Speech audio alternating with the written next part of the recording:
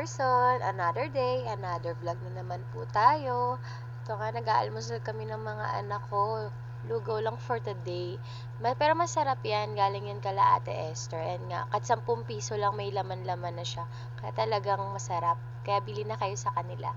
Pinapakain ko na nga rin sila niyan kasi nga mamaya sa baba, hindi na sila makakain kasi nga maglalaro na lang sila ng maglalaro. Nagkukulitan pa nga silang magkapatid dyan. At napansin ko nga ay magpahawak ni Drew sa ilong. Ayun nga pala kagabi, nasuntok daw siya ng kalaro niya. Hindi ko naman alam kung sino yung kalaro niya nun. Ayaw niya rin sabihin. Tapos na nga kaming kumain yan at bumaba na rin kami dahil napakainit na dito sa kwarto namin. Mag-aalas 10 na rin kasi niyan. Meron nga pala kaming aso, si Laime at si Chuchu. Andito lang sila sa taas. At ito naman ang kwarto ng mama at ng kapatid ko.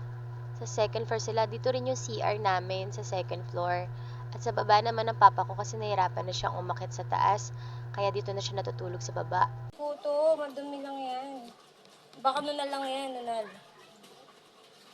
Nunal yan, nunal. Ang kuto gumagalaw. Hindi yan nagalaw. Nabasa ka sa chinelas na. Tara na, basta tayo. Nag-iiyak na nga tong si Kalbo kasi alam niyang lalabas kami. Mamimili kami ng paninda ko tsaka ng ulam namin. Kaya ayaw na magpapigil. Kaya babay muna mga ka-person.